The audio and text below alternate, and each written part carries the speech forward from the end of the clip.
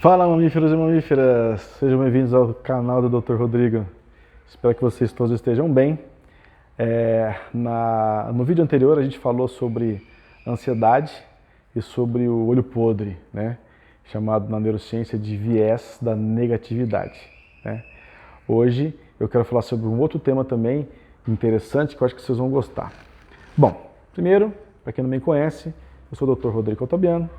Sou médico antroposófico, médico com ampliação em antroposofia, sou coach integrosistêmico, especialista em clínica médica. Me dediquei bastante a compreender o ser humano na sua profundidade, nas suas emoções, por entender que esse ambiente emocional é, na verdade, causa de uma série de problemas físicos, né? Então a gente percebe pelas queixas do corpo problemas que são emocionais, né? Então eu quero pedir para você agora para você dar um like, para você compartilhar isso com as pessoas que você gosta, com as pessoas que você, por algum motivo, você entendeu que o conteúdo de hoje vai ajudar alguém, você, por favor, encaminhe para essas pessoas, né? Ajude o Beija-Flor aqui a apagar um incêndio, vamos salvar o mundo, né? E porque às vezes um pequeno pensamento que eu coloco aqui para vocês aqui no canal pode ajudar muita gente e às vezes pode até, sei lá, até salvar uma vida com um dedinho seu aí, tá bom? Então não custa nada para você, eu estou falando aqui para você, eu não estou ganhando nada com isso, estou só entregando o meu conhecimento para vocês. Acho que você pode me ajudar, tá bem? Então tá joia. Pessoal, hoje eu quero falar de uma coisa que se chama medicina integrativa. E hoje esse tema, eu acho que vocês já ouviram esse termo, né? Você já ouviu esse termo? Medicina integrativa? Hoje tem até algumas especializações, cursos, né, de medicina integrativa. Eu acho que as pessoas, eu percebo na minha prática, eu percebo que as pessoas elas estão indiretamente pedindo muito por isso, né? Muitas pessoas vêm ao consultório perguntando para mim, pedindo para mim, para que elas sejam vistas como uma pessoa, não como uma patologia, né? Isso dá até um pouco de dó, até, sinceramente, desses pacientes, porque as pessoas às vezes têm um monte de doença, estômago, hemorroida, e gastrite, e pressão alta e colesterol, e ela só não dorme, entende?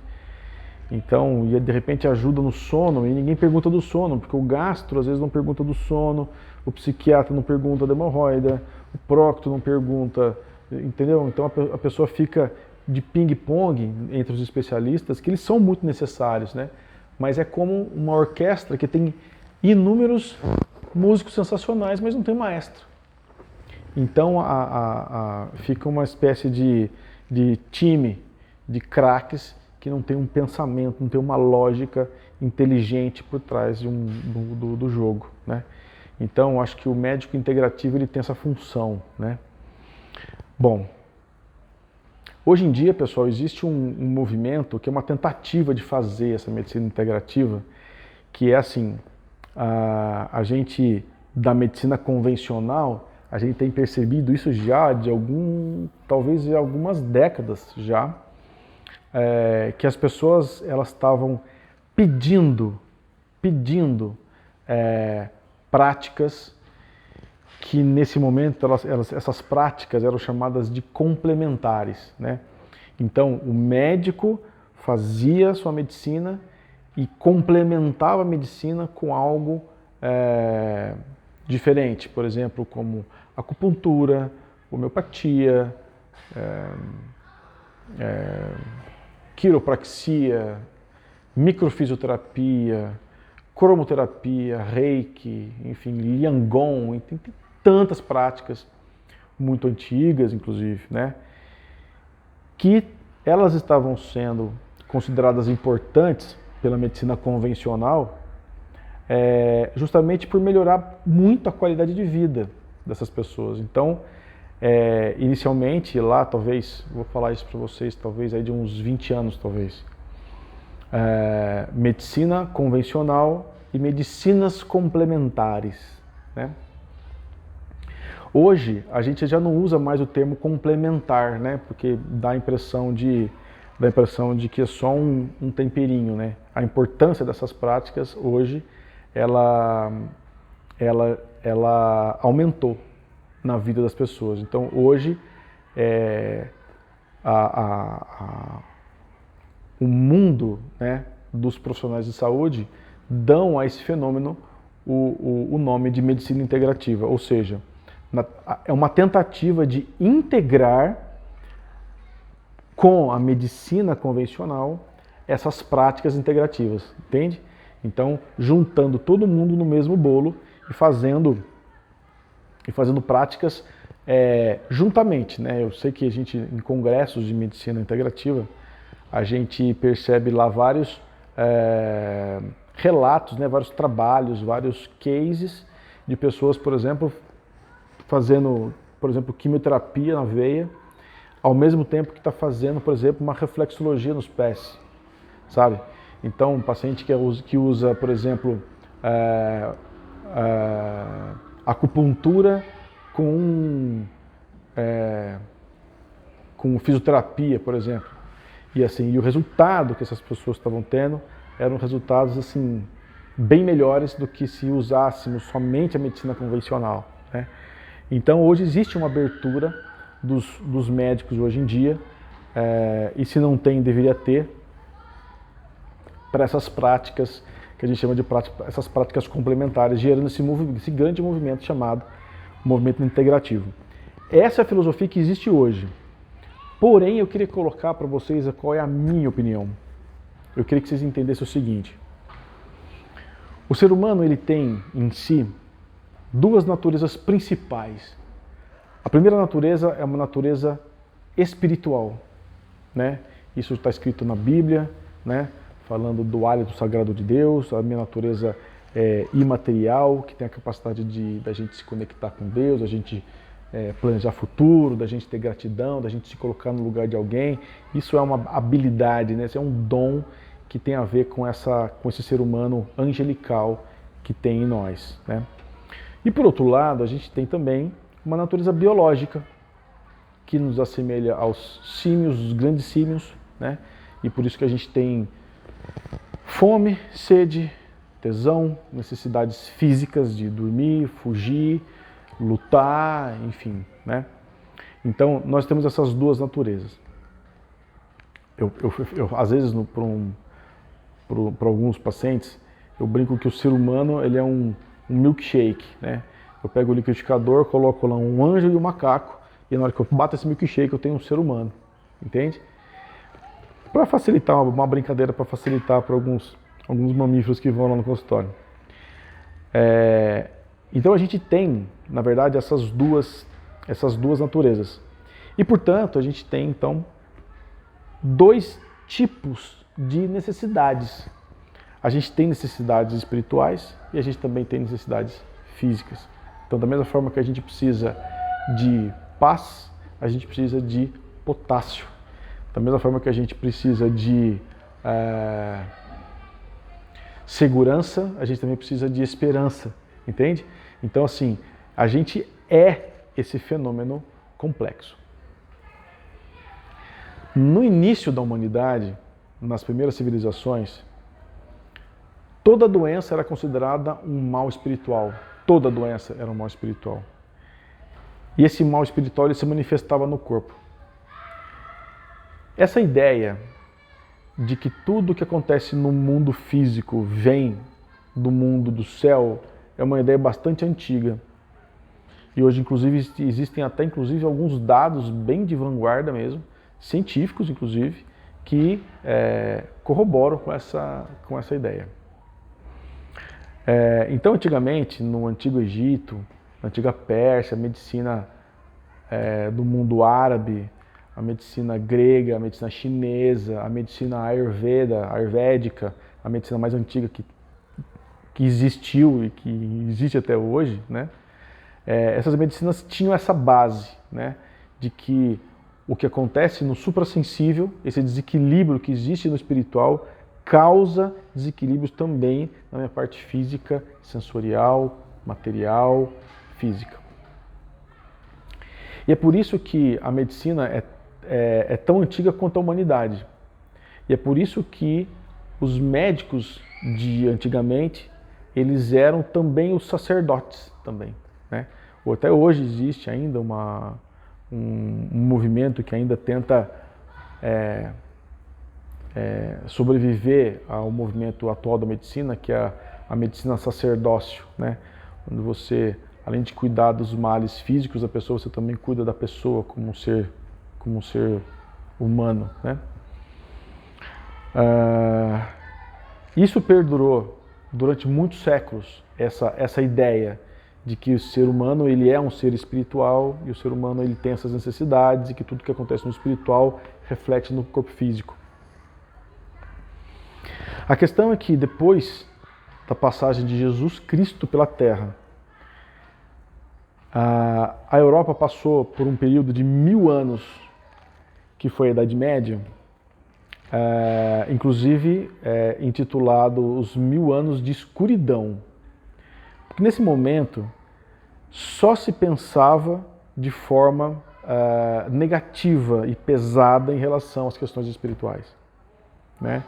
Então, se vocês não estão localizados aí no tempo, é só vocês procurarem lá nas suas aulas de História, Idade Média, e vocês vão ver que foi um período muito grande de 10 séculos, onde se matou muita gente, onde se queimaram muitas pessoas na fogueira por questões religiosas. Depois de 1000 anos, sempre na Itália isso acontece, né? Os mercadores de Veneza já estavam de saco na lua, saco cheio dessa coisa de céu e inferno. E aí eles financiaram um movimento com as grandes mentes da época, chamado movimento iluminista. O movimento iluminista propôs, e deu muito certo, né, de pensar no universo como uma grande engrenagem, um grande sistema de engrenagens. E isso, na medicina, não foi diferente.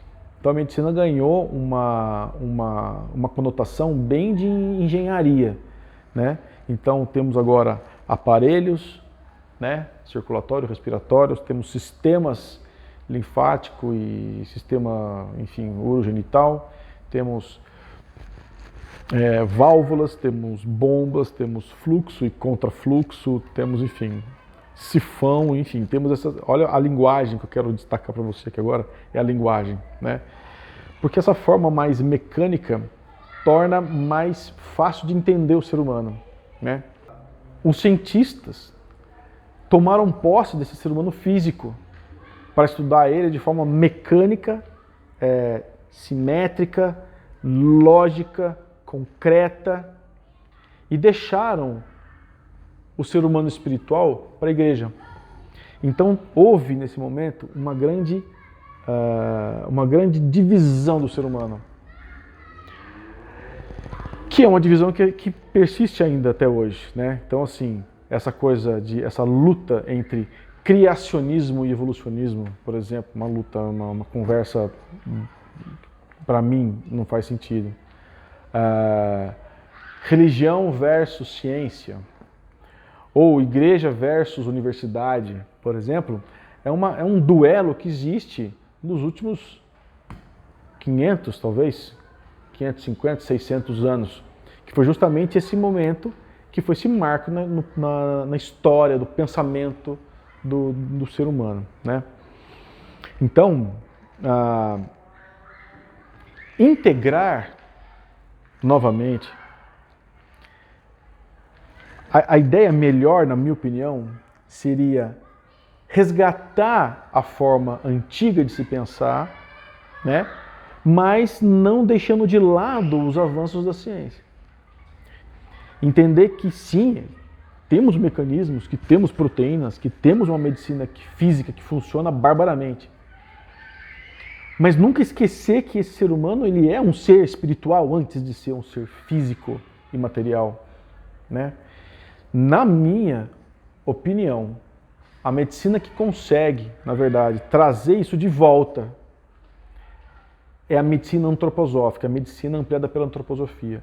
Por considerar que o ser humano é primeiro um ser espiritual. O ser humano é primeiro um ser que é a obra-prima de Deus. Entende? E aí integrar a ciência nessa filosofia. E aí por isso que a medicina antroposófica é hoje a prática da medicina, das medicinas ditas complementares ou integrativas, a medicina que mais cresce no Brasil. A medicina antroposófica, apesar das guerras, que ela sobreviveu à Primeira e à Segunda Guerra Mundial, ela nunca teve reveses, ela sempre cresceu no mundo inteiro. Então, a medicina integrativa ela não é, portanto, a medicina convencional que aceita uma prática complementar. A medicina antroposófica, ela na verdade ela já nasceu com a ideia de nunca ter sido separado esses dois seres humanos, o biológico e o espiritual. Então, eu quero deixar aqui o meu apoio aos movimentos que estão aceitando as práticas antigas, né? Então, assim, é louvável ver grandes cientistas, é louvável ver grandes universidades aceitando, né, práticas como psicologia positiva, como hipnose, como cromoterapia, aromoterapia, Ama, Tuiná, acupuntura, Liangon, Tai Chi Chuan, microfisioterapia, medicina antroposófica, homeopatia, shiatsu, watsu, tem tantas práticas que estão agregando novamente esse valor, né, entendendo, aceitando que o ser humano ele é mais do que um simples Lego de sistemas de engrenagens. A gente é muito mais do que um sistema. A gente é também, né? Mas a gente é primeiro um ser espiritual. E a gente é muito mais complexo do que imagina a ciência mais avançada do nosso tempo hoje. Tá? Então, assim, eu quero manifestar aqui, então, primeiro, um grande apoio a essas práticas. Eu tenho o prazer, inclusive, de dizer que a faculdade onde eu me formei, que é a Universidade de Taubaté, a Faculdade de Medicina da Universidade de Taubaté, ela é a primeira faculdade do Brasil a aceitar na sua grade curricular a disciplina de espiritualidade e medicina. Eu lamento não ter feito essa disciplina enquanto eu era aluno, mas eu digo para você que eu transbordo de orgulho por saber que a minha faculdade, o berço,